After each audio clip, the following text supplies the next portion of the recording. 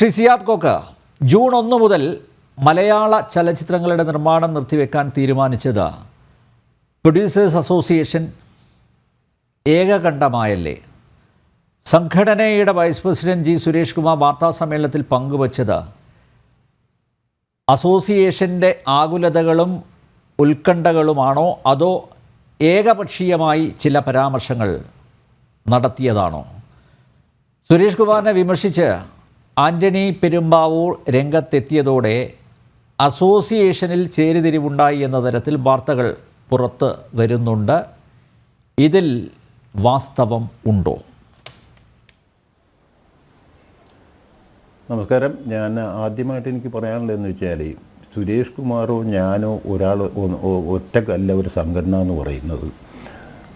അദ്ദേഹത്തിൻ്റെ ഒരു ഭാവനയിൽ ഞങ്ങളുടെയൊക്കെ പ്രസൻസിൽ അങ്ങേര് മാത്രം അല്ലെങ്കിൽ സുരേഷ് കുമാർ മാത്രം അവിടെ നിന്ന് തുറന്നടിച്ച് 21 ഈ പറഞ്ഞ ജൂണിൽ ഞങ്ങൾ 1.5 അംഗം അടച്ചിടുമെന്ന് പറയുന്നത് അദ്ദേഹത്തിൻ്റെ മാത്രം ഭാവനയിലുള്ളൊരു കാര്യമാണെങ്കിൽ എന്തൊരു ബോഷ്കത്തരമാണ് വിളിച്ചു പറയുന്ന ആൾക്കാർ. എനിക്കതിനെപ്പറ്റി വളരെ ലജ്ജ തോന്നുന്നു. ഒന്ന്. രണ്ടാമത്തെ കാര്യം, ഫിലിം പ്രൊഡ്യൂസേഴ്സുണ്ട്, അതർ പ്രൊഡ്യൂസർ മെമ്പേഴ്സുണ്ട്, അതേമാതിരി തന്നെ ഡിസ്ട്രിബ്യൂട്ടേഴ്സ് മെമ്പേഴ്സുണ്ട്, അതേമാതിരി തന്നെ എക്സിബിറ്റേഴ്സ് മെമ്പേഴ്സുണ്ട്. പിന്നെ ഓഫ് കോഴ്സ് ഞങ്ങൾക്കൊക്കെ പിന്തുണ പ്രഖ്യാപിച്ചുകൊണ്ടും ഫെഫ്കയുടെ മെമ്പേഴ്സുണ്ട്. അപ്പോൾ ഇതൊക്കെ ഒരു കൂട്ടായ ചർച്ചയുടെ വളരെ അവസാനത്തിലാണ് ഒരു സൂചനാ സമരം. അതിനുശേഷം ഒന്നും നടന്നില്ലെങ്കിൽ ഗവൺമെൻറ്റിനെതിരെ കുറേ കാര്യങ്ങൾ നടപ്പിൽ വരുത്തേണ്ടതുണ്ട്. അതിനുശേഷം തന്നെയാണെങ്കിൽ ജൂണിൽ നമ്മൾ ഒരു അനിശ്ചിതകാല സമരം എന്ന് പ്രഖ്യാപിക്കുകയാണ് ഉണ്ടായത്. ഇതെല്ലാം സംഘടനയുടെ കെട്ടുറപ്പും ബലവും കൊണ്ടിട്ട് കഴിഞ്ഞ എക്സിക്യൂട്ടീവ് കമ്മിറ്റിയിൽ എടുത്തൊരു തീരുമാനമാണ്.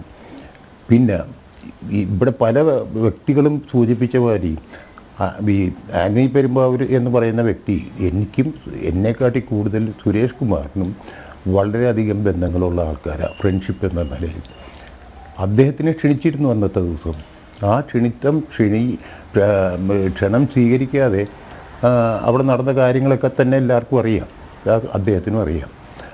അപ്പോൾ പിന്നെ ഇത്രയും ദിവസമായിട്ട് അദ്ദേഹം ഇന്ന് നടത്തിയ പത്രക്കുറിപ്പ് എന്ന് പറയുന്നത് എന്തൊരു വളരെ വിരോധാഭാസമല്ലേ? അതാണ് ഞങ്ങളെയൊക്കെ വിളിച്ച് പറയാം അദ്ദേഹത്തിന്, അദ്ദേഹത്തിൻ്റെ പ്രസൻസിൽ സുരേഷ് സാറേ ഇതേമാതിരിയാണ്, അല്ലെ സുരേഷ് ഏട്ടാ ഇതേമാതിരിയാണ് കാര്യങ്ങൾ, സിയാദിക്ക ഇതേമാതിരിയാണ് കാര്യങ്ങൾ, അല്ലെങ്കിൽ ആ ഡയസിലിരിക്കുന്ന എല്ലാവരും വിജയകുമാറും അങ്ങനെ എല്ലാവരെയും അഭിസംബോധന ചെയ്ത് സംസാരിക്കാവുന്നൊരു അവസരമല്ലേ? അതിനുശേഷം ഈ കഷ്ടനഷ്ടങ്ങൾ പറയുന്നത് തെറ്റി പറയാൻ പാടില്ല, അല്ല തെറ്റാതെ പറഞ്ഞത് അത് അങ്ങനെയല്ല പറയേണ്ടിയിരുന്നത് എന്ന് പറയണത് എനിക്കറിയില്ല. പിന്നെ രണ്ടാമത്തെ കാര്യം, ഇതെല്ലാവരും ഒത്തൊരുമിച്ച് നിന്നുകൊണ്ടുള്ള ഒരു ആഹ്വാനമാണ് നടത്തിയേക്കുന്നത്, സുരേഷ് കുമാറിൻ്റെ ഭാവനയിലുള്ളതല്ല. അപ്പം ഇതെല്ലാം പല വിധത്തിലും തെറ്റിദ്ധരിക്കപ്പെടുന്ന ഒരു ലെവലിലേക്കാണ് ഇപ്പോൾ പോയിക്കൊണ്ടിരിക്കുന്നത്. എനിക്കിതൊക്കെ മനസ്സിലാകുന്നുണ്ട്. ഞാൻ ഇതിനെപ്പറ്റി പത്രക്കുറിപ്പ് ഇറക്കിയിട്ടുണ്ട്, ഇതെല്ലാം ഞാൻ കൊടുത്തിട്ടുണ്ട്, ഫേസ്ബുക്ക് എൻ്റെ പേജിലും കാര്യങ്ങളിലൊക്കെ ഞാൻ കൊടുത്തിട്ടുണ്ട്. പിന്നെ അമ്മ എന്ന് പറഞ്ഞ സംഘടന ഈ സുരേഷ് കുമാർ പറഞ്ഞെന്ന് അവകാശപ്പെടുന്ന നാഥനില്ല കളരി, ഞങ്ങൾക്ക് ഏതെങ്കിലും അന്ന് നടത്തിയ പത്രസമ്മേളനത്തിൻ്റെ വീഡിയോ ക്ലിപ്പിംഗ് തന്നിട്ട് അങ്ങനെ ഒരു പ്രയോഗം അദ്ദേഹം നടത്തിയിട്ടുണ്ടെങ്കിൽ തീർച്ചയായിട്ടും ഞങ്ങളത് വകവെക്കാം. അദ്ദേഹം അങ്ങനെ സംസാരിച്ചിട്ടില്ല. അതിൻ്റെ ഒരു കൺഫർമേഷന് വേണ്ടി ഇന്ന് വൈകുന്നേരം പോയിരുന്ന് ആ കംപ്ലീറ്റ് ഇതിൻ്റെ റെക്കോർഡിങ് ഞാൻ കണ്ടതാണ്. പിന്നെ എഴുതാത്ത വാചകങ്ങൾ പറഞ്ഞുകൊണ്ടും അദ്ദേഹത്തിനെ കുറ്റപ്പെടുത്തുന്നത് എന്തിനു വേണ്ടി എന്ന് എനിക്ക് മനസ്സിലാവുന്നില്ല.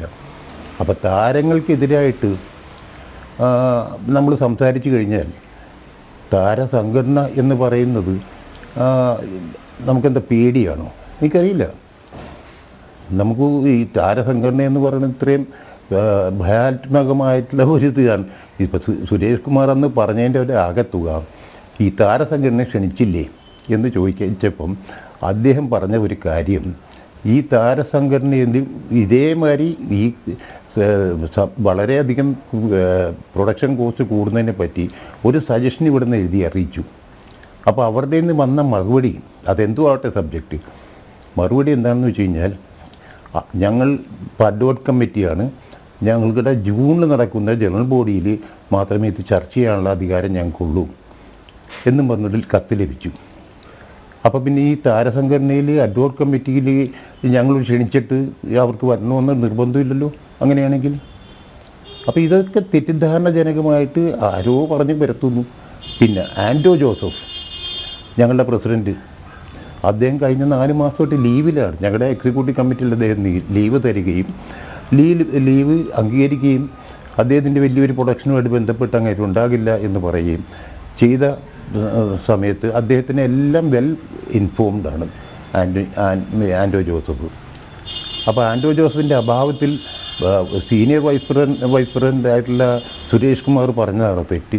അദ്ദേഹം ഇല്ലെങ്കിൽ ഞങ്ങൾ വൈസ് പ്രസിഡൻ്റ് ആയിട്ടുള്ള സുരേഷ് കുമാറും സിയാദ് കോക്രുവ ഞങ്ങൾക്കാണ് അത് കണ്ടക്ട് ചെയ്യാനുള്ള ഒരു മീറ്റിംഗ്, എത്രയോ മീറ്റിങ്ങോടെ കണ്ടക്ട് ചെയ്തിട്ടുണ്ട്, എക്സിക്യൂട്ടീവ് കമ്മിറ്റി മീറ്റിംഗ്. അപ്പോൾ അതൊക്കെ തെറ്റാണോ എനിക്കറിയാൻ പാടില്ല. ഇവരൊക്കെ പറയുന്നതിൻ്റെ അർത്ഥങ്ങൾ എന്താണെന്ന് എനിക്കറിയില്ല. പിന്നെ ഇന്ന് ഒരു അമ്മയുടെ ഒരു അംഗം, ഞാൻ പേരെടുത്ത് പറയാൻ ഉദ്ദേശിക്കുന്നില്ല, അദ്ദേഹം വളരെ രൂക്ഷമായിട്ട് സംസാരിച്ച് കേട്ടു. അദ്ദേഹം ഒരു സിനിമ ചെയ്ത മനുഷ്യനാണ്, സിനിമ ഡയറക്റ്റ് ചെയ്ത മനുഷ്യനാണ്. ആ മനുഷ്യൻ്റെ പടം പ്രൊഡ്യൂസ് ചെയ്ത പ്രൊഡ്യൂസർ 5 കോടി രൂപയോളം അതിന് കോസ്റ്റ് വന്നിട്ട് ഹൃദയാഘാതം മൂലം മരിച്ചു. അങ്ങനെയുള്ളൊരു മനുഷ്യനാണ് സിനിമ ആക്ടർ എന്നുള്ള നിലയിൽ ഇന്ന് സംസാരിക്കുന്നത്.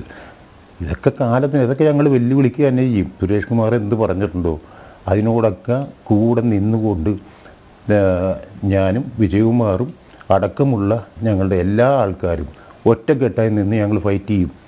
ഇന്ന് സിനിമ തിയേറ്റർ ഉടമകൾക്ക് ഒരു ഗതിയില്ലാത്തൊരു അവസ്ഥയാണ് വന്നേക്കുന്നത്, മനസ്സിലായി. അപ്പോൾ അതായത് മാനത്തിന് വേണ്ടിയാണ് സിനിമ തിയേറ്റർ നടത്തിക്കൊണ്ട് പോകുന്നത്. ഓരോ തിയേറ്റർ ഉടമകളും ഏതെങ്കിലും 1-2 ഹിറ്റ് പടങ്ങൾ കളിച്ചൊന്നുമല്ലാതെ ഈ വർഷം നമ്മൾ കണക്ക് കൂട്ടി നോക്കുമ്പോഴേക്കും സ്വന്തം കീശയിൽ നിന്ന് അല്ലെങ്കിൽ ബാങ്കിൽ നിന്ന് ഓവർ ഡ്രാഫ്റ്റ് എടുത്തിട്ട് കടം മേടിച്ചിട്ട് ഇലക്ട്രിസിറ്റി ബില്ലും മറ്റുള്ള കാര്യങ്ങളും നടത്തി മെയിൻ്റനൻസ് നടത്തി ഒരു കൊല്ലം അവർക്ക് നഷ്ടത്തിലാണ്. അതുകൊണ്ട് പല ഭീഷണികളും ബാങ്കുമായിട്ടാണെങ്കിലും മറ്റുള്ള ഘടകങ്ങളുമായിട്ടാണെങ്കിലും ഒക്കെ ഭീഷണികൾ ഇവിടെ നിലവിലുണ്ട്. അവർ മാനം കൊണ്ടിട്ടാണ് അത് നടത്തി പോണത്.